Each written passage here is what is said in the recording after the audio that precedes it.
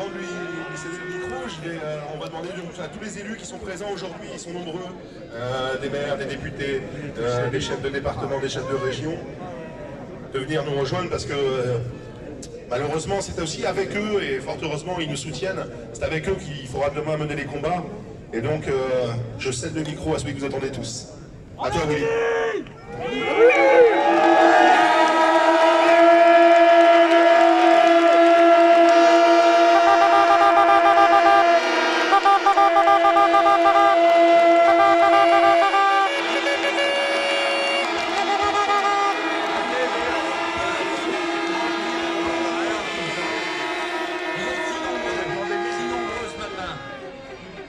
Pour manifester.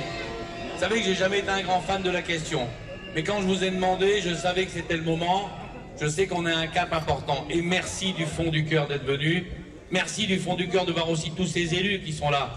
Des élus départementaux, des maires, des élus régionaux, notre président de région qui est là. Ce sont des gens qui nous soutiennent. Voilà, qui ont tous des étiquettes politiques différentes, mais qui ont une cause commune avec nous. Celle de nous laisser vivre et de nous laisser respirer. Je salue bien sûr les gens qui sont intervenus. Notre ami du cirque, évidemment Joël pour l'agriculture, notre ami de la pêche, puis mes collègues qui sont là aussi, de la région Hauts-de-France, mais on a aussi le président de Paris qui est venu, on a aussi le président de Meurthe-et-Moselle, et on a Jean-Paul Gambier des Ardennes qui a inauguré la première manifestation il y a déjà une semaine. Bienvenue à tous.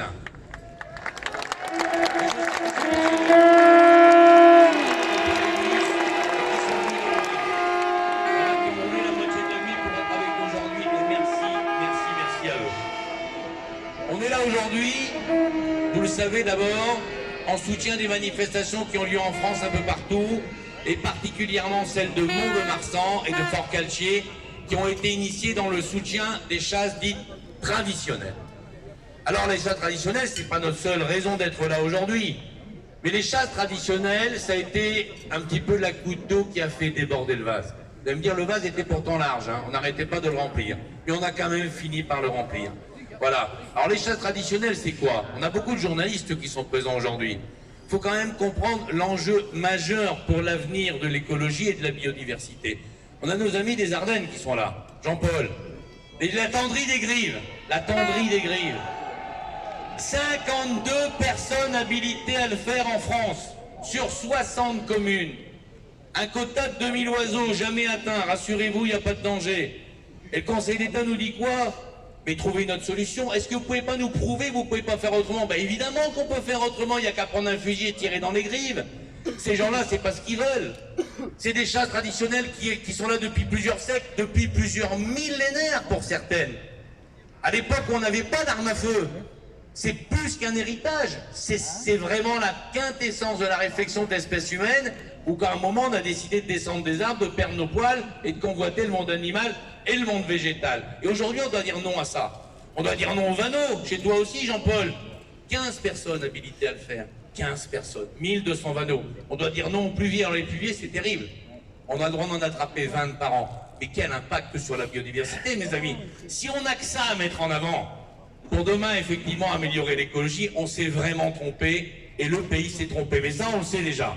On sait déjà qu'il y a un énorme problème de ce côté-là. Donc ces chasses traditionnelles, on va les défendre, Jean-Paul. Alors évidemment, les arrêtés ont été cassés, de nouveaux sont arrivés, c'est vrai.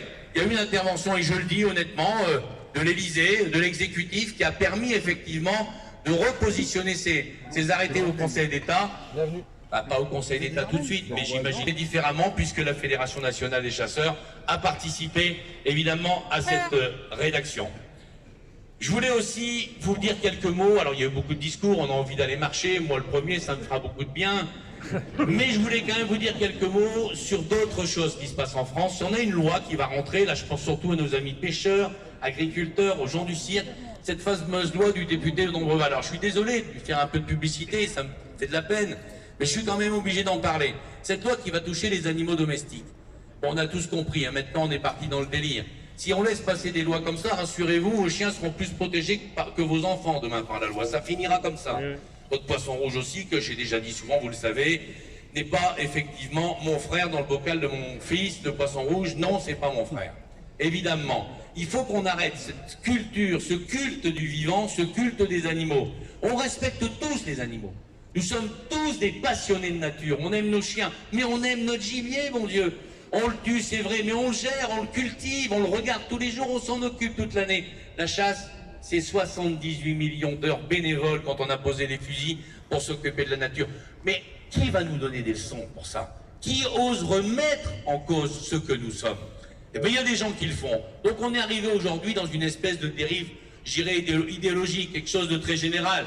Et on a des gens en face de nous qui nous disent, oui, mais j'entendais encore Bougrain-Dubourg, là, depuis 2 jours, voilà, c'est des choses du passé. Je crois que c'est lui qui va finir par être proche du passé si ça continue.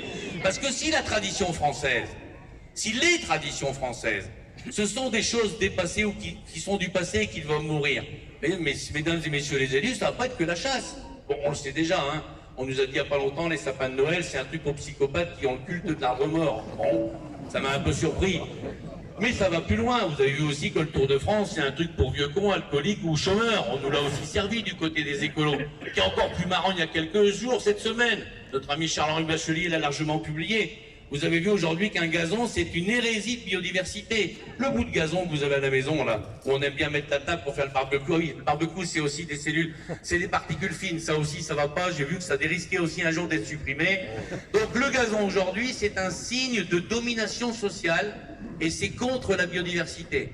Et il y a des petits malins au niveau des écologistes qui disent qu'il faudra taxer ça demain autant que les piscines. Ben, je vais dire, ce jour-là que je paierai un impôt pour le bout de gazon que j'ai à la maison, le mec qui va me le faire passer, il n'est pas né. Mais voilà ce qu'on est obligé de vivre. Ouais.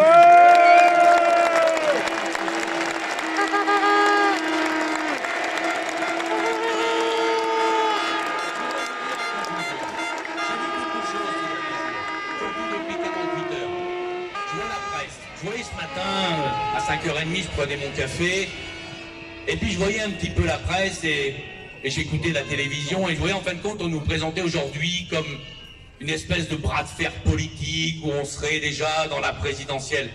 Mesdames et messieurs les journalistes, vous n'avez pas compris ce que veulent les gens qui sont là. Nous, on n'est pas en train de faire des calculs savants pour le premier tour de la présidentielle. C'est pas ça. Les gens qui sont là, la plupart vont même plus voter tellement qu'ils sont écœurés. On est là pour dire stop. Nous, on est des gens heureux. On est heureux dans ce qu'on fait. On est heureux dans nos campagnes. On a des motivations. On a aujourd'hui des choix de vie. On a des valeurs que beaucoup de gens ont peut-être perdues. Et ce qu'on demande juste, et c'est qu'on nous foute la paix. Qu'on nous laisse vivre ce que nous sommes. Simplement. Moi, je veux transmettre un jour à mes petits-enfants ce que mon grand-père un jour m'a transmis. Et vous comprenez pas, mesdames, messieurs les journalistes, que pour nous c'est terrible de se projeter dans l'avenir en disant mais est-ce que demain mes enfants, mes petits-enfants pourront vivre le 10e de ce que je vis? Ben ça on peut plus l'accepter. Donc nous on demande aujourd'hui, je le vois sur toutes ces banderoles, qu'on nous foute la paix, qu'on nous laisse respirer, qu'on nous laisse vivre. Il faut arrêter avec le camp du bien et du mal. Nous on serait le camp du mal et il y a des gens aujourd'hui qui disent non, c'est les écolos, c'est les animalistes, c'est eux le camp du bien. Je ne suis pas d'accord et je vois aujourd'hui de par votre nombre, vous n'êtes pas d'accord non plus sur cette nouvelle définition du camp du bien et du mal.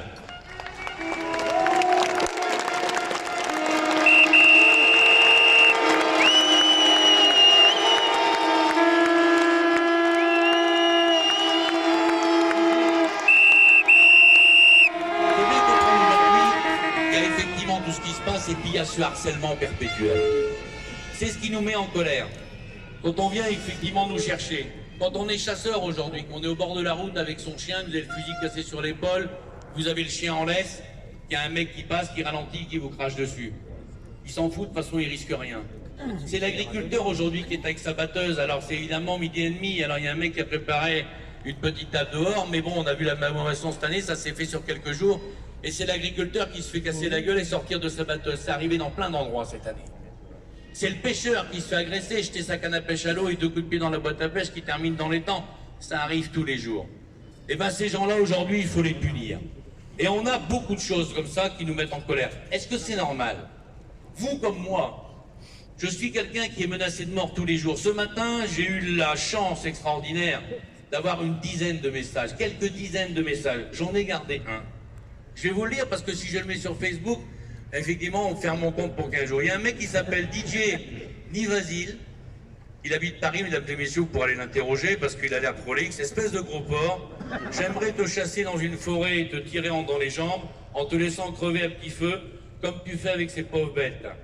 Sale pourriture, crève et ta famille toi et ta famille le plus vite possible. J'en ai des milliers. J'en ai des milliers. Et quand je vais au tribunal, au pire, au mieux, les mecs, ils ont une journée, effectivement, à aller faire un stage. C'est une honte.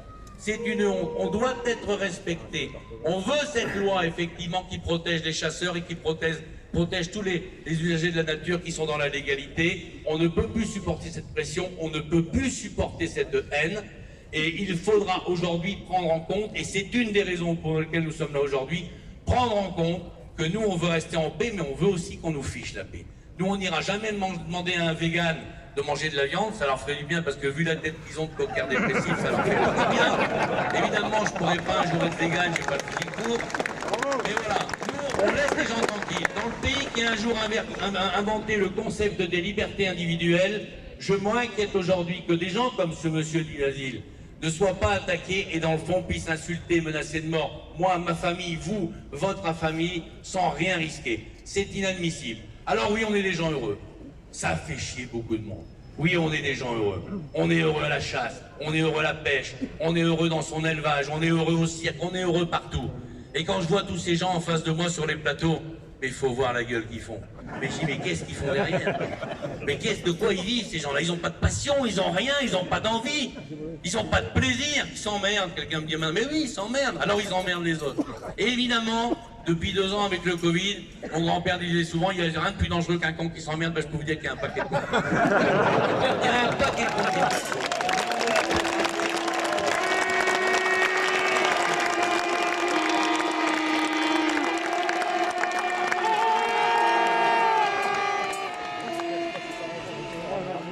Je voudrais terminer sur une petite note positive, même une grande note positive.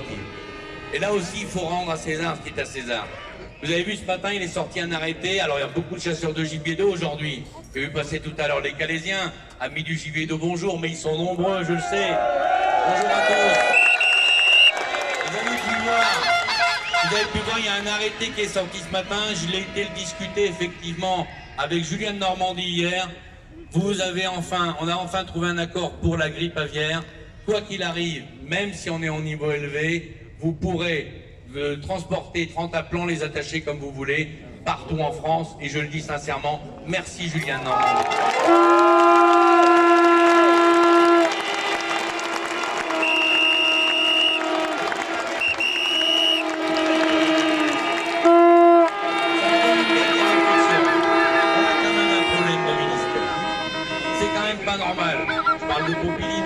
Spécialement. Ça fait quand même maintenant des dizaines d'années que le ministère de l'écologie, on ne peut pas s'empêcher d'y coller un écologiste. Pourtant, on le sait tous, il n'y a rien de pire que l'écologie pour gérer la nature. Ce n'est que des échecs, une gabegie financière. Moi, je dis aujourd'hui, il faut un autre ministère. Il faut un grand ministère sous l'égide de l'agriculture qui s'appellera le grand ministère de la ruralité, où on y mettra l'agriculture, où on y mettra les territoires, où on y mettra la biodiversité, comment mener des politiques environnementales au niveau national en ayant une biodiversité qui soit fragmentée dans 3 ou 4 ministères. Et là, dans ce ministère de la ruralité, on se sentira enfin chez nous, on se sentira enfin écouté, le dialogue pourra reprendre et on aura un vrai avenir pour nos territoires. Il faut y penser et c'est quelque chose que je porterai comme d'autres propositions dans les mois qui viennent pour une meilleure ruralité, pour un meilleur avenir des gens qui vivent sur ces territoires. Mes amis, je vous souhaite une belle manifestation. Soyez prudents. Vous savez, je n'ai pas créé un comité Théodule pour la déclarer. La manifestation, c'est mon nom. Je ne me suis pas caché. Je n'ai pas créé le collectif ou un truc comme ça. On en a créé des fois. Mais j'ai décidé de le prendre sur mon nom. Tout ce qui sera cassé, c'est moi qui le paierai. Donc je vous demande de faire gaffe quand même. Je ne suis pas content, comme vous. Je suis des fois en colère. Mais Brigitte Fourré, c'est quelqu'un de bien qui nous a toujours respectés. Je ne veux pas qu'on démonte un mien. Si ça devait se passer, vous savez que c'est moi qui paierai l'addition. Tout le monde sait où j'habite. Et ma femme ne sera pas très contente. Il ne faut jamais l'oublier. Ça va mal se passer quand je vais rentrer à la maison. Néanmoins, je voulais vous dire, je vous aime très fort. Merci d'être venus nombreux. Vive la chasse, vive la ruralité.